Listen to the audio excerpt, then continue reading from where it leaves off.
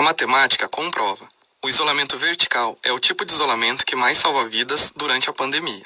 E não vou usar a economia para justificar. Quer entender? Assista a esse vídeo. Meu nome é Maurílio e o objetivo do vídeo é compartilhar resultados que obtive há algum tempo sobre o efeito do isolamento vertical na variação do número de óbitos e da demanda em saúde. Esse vídeo não é sobre economia, é sobre saúde. Não é sobre o futuro, é sobre o presente. É sobre as consequências do nosso sistema de saúde durante a pandemia. Antes de continuarmos, precisamos entender algumas coisas. Uma delas é conhecer um pouco sobre os tipos de isolamento. Temos 3 tipos principais de isolamento: o isolamento vertical, o isolamento horizontal e o lockdown. O isolamento vertical também é conhecido como distanciamento social seletivo. Nele, apenas os grupos de risco estão em isolamento domiciliar, daí o nome distanciamento social seletivo. Os demais grupos circulam livremente pela sociedade. O segundo tipo de isolamento é o isolamento horizontal, ou distanciamento social ampliado. Nele, todas as pessoas, independente ou não de risco, se encontram em isolamento domiciliar. Apenas os serviços considerados essenciais funcionam e a circulação é bastante restrita. O terceiro tipo é o lockdown, ou bloqueio total. No lockdown, assim como no isolamento horizontal, todas as pessoas, independente se são do grupo de risco ou não, ficam em isolamento domiciliar. Além disso, as fronteiras, as entradas e saídas da cidade também ficam fechadas. Um segundo ponto bastante importante que devemos entender é a evolução da doença e seu comportamento na população. No caso do coronavírus, teremos um número de assintomáticos, mas também teremos um número de sintomáticos que procurarão serviços de saúde.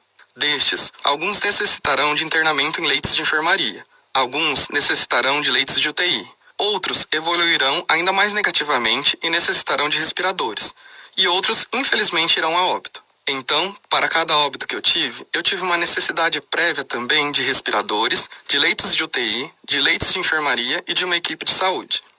Outra coisa importante é entender que todos são suscetíveis, ou seja, todos estão sujeitos a contrair a doença, independente da faixa etária. Já a letalidade vai variar conforme a idade. Aqui temos figuras que iremos utilizar para representar cada faixa etária. A probabilidade, então, de pegar a doença é a mesma para todas. Então, a chance de uma criança pegar é a mesma que a de um idoso, que é a mesma chance que a de um adolescente, que é a mesma de um adulto. Mas, após infectado, a probabilidade de morrer aumenta em função da idade, sendo extremamente maior nos maiores de 60 anos. Para ilustrar isso, veja esta comparação da quantidade de óbitos nas diferentes faixas etárias. Caso um vírus infectasse um número X de pessoas de cada faixa etária, essa seria a diferença no número de óbitos. Gritante, né? Outro dado importante é que 70% das mortes de menores de 60 anos ocorreram em pessoas que já tinham alguma comorbidade. Um outro conceito que precisa ser explicado é a imunidade rebanho. A imunidade tem relação com anticorpos. Quando eu tenho imunidade quando o meu corpo possui anticorpos para aquela doença. Essa imunidade pode vir de 2 maneiras, através da vacina ou através do contato. No caso do Covid-19, sabemos que a vacina é algo que ainda está longe. Por mais que o desenvolvimento e a conclusão de estudos estejam perto, a disponibilização para a população, dado o cenário mundial, provavelmente não ocorrerá antes do início de 2021. Por isso, nossa imunidade provavelmente chegará através do contato com o vírus. Para entendermos como funciona a imunidade de rebanho, iremos utilizar essas 3 figuras. O amarelo representa a pessoa suscetível a pegar o vírus. O vermelho representa uma pessoa infectada e o azul representa a pessoa imune, ou seja, a pessoa que já pegou o vírus e sarou. Quando ninguém na população é imune, a disseminação vai acontecer com facilidade, pois o vírus tem bastante facilidade em encontrar um hospedeiro que é suscetível. Quando parte da população já possui imunidade, a disseminação vai diminuir, pois menos indivíduos são suscetíveis. E quando 70% da população já está imune, a disseminação é controlada, pois o vírus tem bastante dificuldade em encontrar alguém suscetível. Assim, a cadeia de transmissão é quebrada e eu tenho a imunidade de rebanho. Então, sem vacina, é inevitável que 70% da população pegue o coronavírus. E aí vem a pergunta mais importante de todas. A questão é, quem estará nos 70% que pegarão a doença na formação da imunidade de rebanho? Essa é a pergunta que devemos responder, e aqui temos que ter cuidado com a nossa escolha. A resposta é que depende do tipo de isolamento que adotarmos, e isso influenciará na quantidade de óbitos e na demanda em saúde. Para explicar, vamos entender o que acontece quando não temos nenhum tipo de isolamento. Neste caso, a composição do meu rebanho imune vai seguir a proporção natural da população, mais ou menos como nesta figura, que representa a distribuição da população brasileira por faixa de idade. Então, a composição do rebanho vai seguir mais ou menos essa proporção. Terei nele pessoas de todas as idades, pessoas com comorbidades e também pessoas saudáveis. E no caso do isolamento horizontal, o que acontece? Nele, a composição do meu rebanho não vai ser alterada. Por quê? Pois todo mundo está numa mesma situação. Todos estão em isolamento domiciliar. Assim, a chance de ser infectado é a mesma, independente da idade. Ou seja, a composição do rebanho não vai ser alterada e a proporção natural da população será mantida uma vez que todos vão estar isolados. No isolamento horizontal, assim como sem nenhum tipo de isolamento, a chance de cada faixa etária pegar é a mesma. Já com o isolamento vertical, isso muda, pois nós teremos uma alteração na composição do rebanho. Por quê? Pois a presença do grupo de risco no rebanho cairá significativamente, uma vez que apenas ele vai estar em isolamento, e todos os outros estarão circulando normalmente. Como a probabilidade de quem está circulando pegar o vírus é muito maior do que quem está isolado, então a probabilidade do meu rebanho ter proporcionalmente menos pessoas do grupo de risco é muito maior. Quanto mais eficaz eu for no meu isolamento vertical, menos pessoas do grupo de risco entrarão na composição do meu rebanho imune.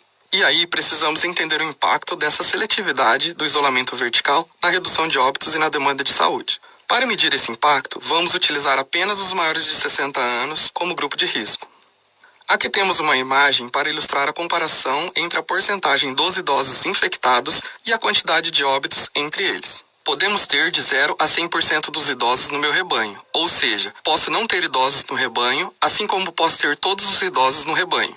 A tendência sem o isolamento seria ter 70% do total de idosos dentro do meu rebanho. Não estou falando que o rebanho é formado por 70% de idosos. Como o rebanho é formado por 70% da população, e quando eu não faço isolamento ou quando eu faço isolamento horizontal, a proporção não se altera, a probabilidade de pegar o vírus continua sendo a mesma em todos os grupos. Naturalmente, 70% dos idosos entrarão no meu rebanho, assim como 70% das crianças, 70% dos adolescentes, 70% dos jovens e 70% dos adultos. Assim, a tendência com o isolamento horizontal é esta linha laranja. A mesma tendência que teria se nenhum isolamento fosse feito. Conforme eu diminuo a porcentagem dos idosos no meu rebanho, a proporção de óbitos também diminui. Então, qual é a tendência do isolamento vertical? A tendência é a de que quanto mais eficaz eu for, vou colocar menos idosos no meu rebanho imune, pois o princípio do isolamento vertical é isolar os grupos de risco. E ao mesmo tempo que ele isola os grupos de risco, os outros grupos vão circulando. Quem está circulando tem muito mais chance de contrair o vírus, e isso é uma tendência. Vamos conseguir isolar 100% dos idosos? Não, mas certamente conseguiremos isolar algo entre 70% e 80% com relativa facilidade, fazendo com que apenas de 20% a 30% dos idosos estejam no meu rebanho, ao invés do natural, que seriam 70%. Aqui nós temos a divisão da população brasileira por faixa de idade. Com base nesses números, foi feita esta tabela que demonstra o efeito que a seletividade tem na redução do número de óbitos e na demanda em saúde. Vamos tomar como base a linha laranja com 100 óbitos, uma vez que este seria o número de óbitos que ocorreria em uma fração da população com um isolamento horizontal ou sem isolamento algum. Como a variação na proporção é real, uma vez que foi calculada baseada no perfil demográfico brasileiro e nas taxas de letalidade da doença, podemos perceber com o resultado o tamanho da diferença que o isolamento vertical faz. Nessa fração populacional, com o isolamento horizontal eu teria 100 óbitos e uma respectiva demanda em saúde. Sabemos que proteger 100% dos idosos é impraticável, mas se eu fizer o isolamento vertical e conseguir proteger 70% dos maiores de 60 anos e somente 30% deste grupo de risco fizer parte do meu rebanho, olha o que acontecerá com o número de óbitos e com a demanda em saúde. Teremos uma redução de 47,6%. Com isso, ao invés de termos 100 óbitos, teremos 52, uma redução de quase metade dos óbitos e da quantidade necessária de respiradores, de leitos de UTI, de leitos de enfermaria e de equipes de saúde. Bastante, né? E pode melhorar, pois quanto maior for a eficácia em isolar os idosos, ainda maior será essa redução. Para ilustrar, considerando uma proteção próxima de 70% dos idosos, temos a seguinte figura, onde fica evidente que o isolamento horizontal tem mais potencial de sobrecarregar o sistema de saúde do que o isolamento vertical. E se incluirmos os demais grupos de risco nos cálculos, as diferenças serão ainda maiores, já que a maioria dos óbitos de menores de 60 anos são de pessoas com comorbidades. Portanto, ao contrário do que todo mundo fala, o isolamento vertical não faz morrer mais gente. Na verdade, o isolamento vertical é o único tipo de isolamento que consegue fazer com que a composição do nosso rebanho imune seja alterada, e, consequentemente, ele é o tipo de isolamento que permite a maior redução no número de óbitos e na demanda em saúde.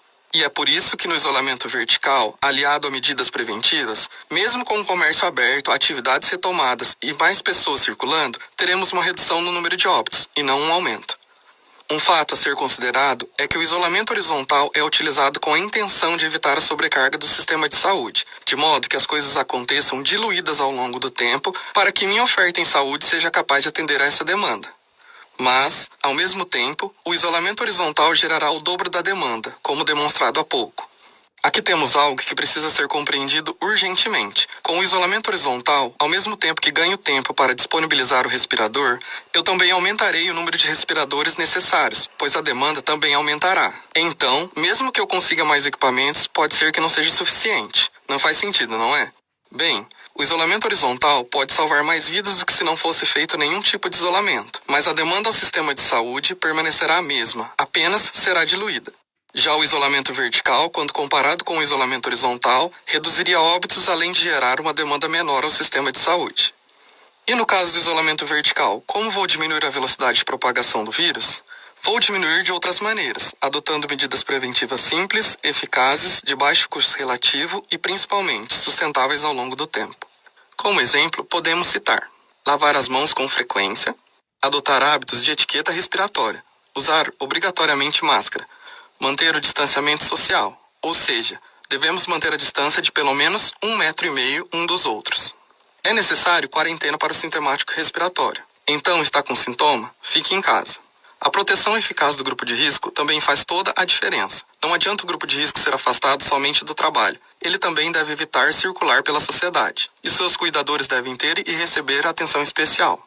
Atividades que causam grande aglomeração, como shows, formaturas e festas, devem ser proibidas. Além disso, devemos minimizar o risco nos estabelecimentos. Eles devem operar com a capacidade abaixo da máxima e com medidas adicionais de proteção. E adotar medidas de escalonamento para o funcionamento do comércio e transporte coletivo em grandes centros. Estamos dispostos a sacrificar nossos empregos para salvar vidas, correto? Então, por que ao invés disso não estaríamos dispostos a fazer pequenas mudanças em nossos hábitos que salvariam mais que o dobro dessas vidas? A matemática comprova que o isolamento vertical salva mais vidas durante a pandemia do que o isolamento horizontal, com medidas simples. Ainda assim não acredita? É só olhar para os outros países. Mas não olhe para projeções, olhe para resultados. Temos vários exemplos que nos mostram que quem adotou o isolamento horizontal ou lockdown está tendo resultados piores do que quem adotou o isolamento vertical. Só não esqueça de comparar países usando a mesma medida e considerando os fatores que são relevantes. Bem, mas isso é um assunto para o próximo vídeo.